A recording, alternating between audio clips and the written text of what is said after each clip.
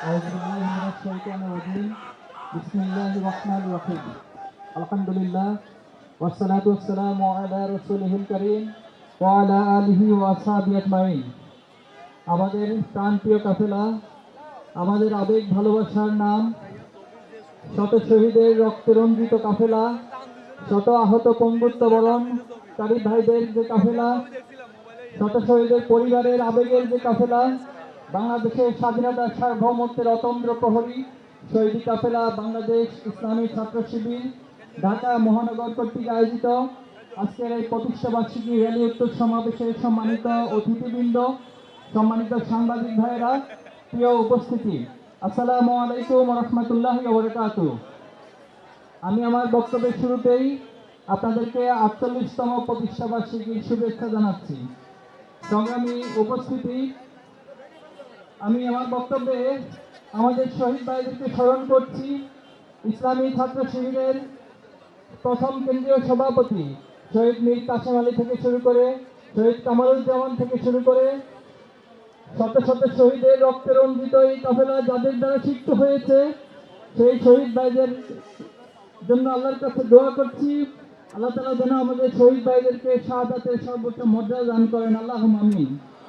সম্মানিত উপস্থিতি, আমাদের অসংখ্য ভাইরা আহত পঙ্গুত্ব অবস্থায় বরণ করেছেন, আমরা তাদের জন্য দোয়া করছি। আল্লাহ তাআলা তাদেরকে যেন শেফা আজিলা কামিলা দান করেন। পাশাপাশি আল্লাহ তাআলার কাছে তাদের জন্য উত্তম জাযা কামনা করছি।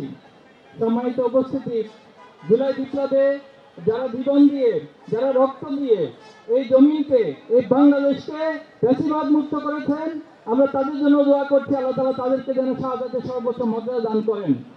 এখনো পর্যন্ত যারা আহত অবস্থায় আছেন তাদের জন্য দোয়া করে আল্লাহ তাআলা তাদেরকে সুস্থতা দান করুন, আল্লাহুম্মা আমিন। সম্মানিত উপস্থিতি, ইসলামী ছাত্র শিবির কেন প্রতিষ্ঠিত হয়েছিল, এই প্রশ্ন যখন আমরা উত্তর খুঁজতে যাই, আমাদেরকে ইতিহাসের দিকে তাকাতে হয়। বাংলার এই জমিন, এই ভূখণ্ড ইসলামী ভাবধারা এবং ইসলামী জাতিসত্তার উপরে গড়ে উঠেছিল। কিন্তু দুর্ভাগ্যজনক হলেও সত্য, ৭১ পরবর্তী বাংলাদেশকে সংবিধানে ধর্মনিরপেক্ষতা এবং সমাজতন্ত্রের নামে ইসলাম এবং ৭১কে মুখোমুখি দাঁড় করিয়ে দেওয়া হয়েছিল। সংবিধান কর্তৃক বাংলাদেশকে একটি ইসলাম বিমুখ এবং ইসলাম বিদ্বেষী রাষ্ট্র হিসেবে তারা প্রতিষ্ঠিত করতে চেয়েছিল। আপনারা জানেন, জাহাঙ্গীরনগর মুসলিম বিশ্ববিদ্যালয় থেকে মুসলিম শব্দ বাদ দেওয়া হয়েছিল। বাংলাদেশের বিশ্ববিদ্যালয়গুলোর মনোগ্রামে রব্বি জিদনি ইলমা এই শব্দকে উঠিয়ে দিয়ে শিক্ষা ব্যবস্থা এবং শিক্ষাঙ্গনকে ইসলামের বিপরীত মুখে দাঁড় করিয়ে দেওয়া হয়েছিল। সংগ্রামী উপস্থিতি, সেই ধারায় আমরা দেখেছি রক্ষী বাহিনী এবং লাল বাহিনীর নামে বাংলাদেশে গুম, খুন এবং হত্যার রাজত্ব কায়েম করা হয়েছিল এবং স্বৈরাচার প্রতিষ্ঠার জন্য শেখ মুজিব এদেশে বাকশাল কায়েম করেছিল। কিন্তু ৭৫ পরবর্তী বাংলাদেশে যখন জঞ্জা বিক্ষুব্ধ এবং অস্থির পরিস্থিতি বিরাজ করছিল, যখন ছাত্র সমাজ জাহিলিয়াত নিয়োজিত হয়ে ইসলামের আলোয় আলোকিত হওয়ার জন্য রাস্তা খুঁজতেছিল, তখনই ইসলামী ছাত্র শিবিরের আবির্ভাব ঘটেছিল বাংলাদেশে।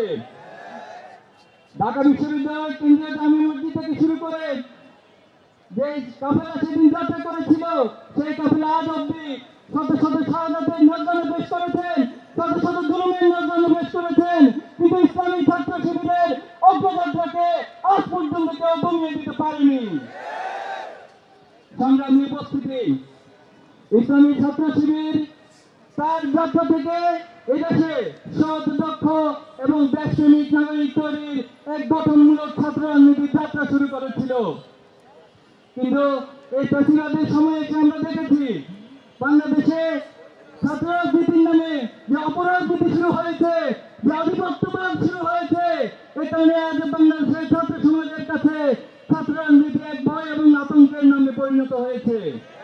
কিন্তু ৫ই আগস্ট পরবর্তীতে ইসলামী ছাত্র শিবির তার সর্বোচ্চটুকু দিয়ে চেষ্টা করে যাচ্ছে বাংলাদেশে গঠনমূলক ছাত্র রাজনীতি, মেধা এবং নৈতিকতার চর্চার মধ্য দিয়ে আবার বাংলাদেশে একটি সুস্থতার রাজনীতি প্রতিষ্ঠার জন্য।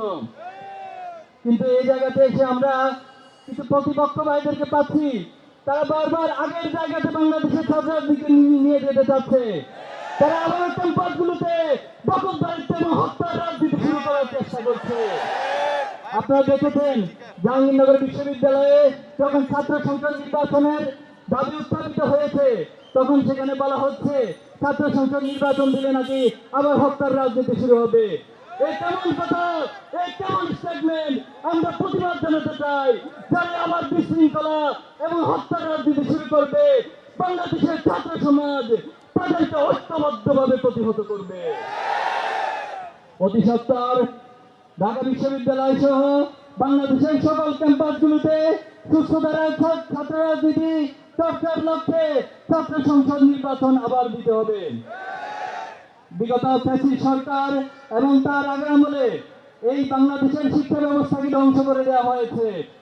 একটি ইসলাম বিদ্বেষী এবং অনৈতিক অশ্লীল মনধারার একটি শিক্ষা ব্যবস্থা এই দেশের মানুষের উপর চাপিয়ে দেওয়া হয়েছে। আমরা বলতে চাই, এই সরকার দ্রুত সময়ের মধ্যে একটি স্বাধীন এবং ইসলামী মূল্যবোধের ভিত্তিতে স্বাধীন শিক্ষা কমিশন গঠন করে শিক্ষা ব্যবস্থার পূর্ণ রূপরেখা প্রদান করতে হবে। সংগ্রামী উপস্থিতি, অনেক রক্তের বন্যার উপর দিয়ে 5ই আগস্ট পরবর্তীতে আমাদের কাছে নতুন বাংলাদেশের এক সম্ভাবনা উন্মুক্ত হয়েছে। আমরা আজকের এই প্রোগ্রাম থেকে সকল ফ্যাসিবাদ বিরোধী শক্তিকে ঐক্যের আহ্বান জানাচ্ছি। আমি নাম ধরে বলতে চাই, যারা অতীতে ফ্যাসিবাদের বিরুদ্ধে লড়াই করেছে, ছাত্র দল সহ সকল ইসলামী মূল্যবোধের দল সমূহকে জাতীয় ছাত্র ঐক্য গড়ে তোলার আহ্বান জানাচ্ছি। আমি বাংলাদেশের জামাতে ইসলামী এবং বিএনপি সহ সকল রাজনৈতিক শক্তিকে জাতীয় ঐক্য গড়ে তোলার আহ্বান জানাচ্ছি। আজকের এই প্রোগ্রাম থেকে এই মেসেজ দিতে চাই, যাদের কথা এবং বক্তব্যের কারণে তাদের কারণে ঐক্য বিনষ্ট হবে, তাদেরকে আগামী দিনে ছাত্র সমাজ জাতির বিবেকের কাঠগড়ায় দাঁড় করাবে। আপনাদের কোন ভূমিকার কারণে যদি ফ্যাসিবাদ আবার মাথা ছাড়া দিয়ে উঠে, যদি আবার ফ্যাসিবাদ পুনর্বাসন হওয়ার সুযোগ পায়, তাহলে ছাত্র সমাজ ফ্যাসিবাদের যে পরিণতি করেছে আপনাদেরকেও একই পরিণতি বরণ করাবে। ফ্যাসিবাদ আজকে বিদেশে পালিয়ে আমাদেরকে ধমক দেয়, আমাদেরকে হুমকি দেয়, আমাদেরকে ভয় দেখায়। আমরা কি ভয় পাই? আমাদেরকে ভয় দেখিয়ে শয়তান নিজে তো পালিয়ে যায় এবং বাংলাদেশের কাজিস্ট আমাদেরকে ভয় দেখিয়ে পালিয়ে যেতে বাধ্য হয়েছে। আমরা পৃথিবীর কোন রক্তচক্ষুকে ভয় করি না। আমরা আল্লাহ তাআলা ছাড়া পৃথিবীর কোন শক্তিকে ভয় করি না। আমাদেরকে ভয় দেখাতে আসবেন না। আমরা শহীদের প্রজন্ম, আমাদের এই রক্তে শহীদের রক্ত প্রবাহিত হয়।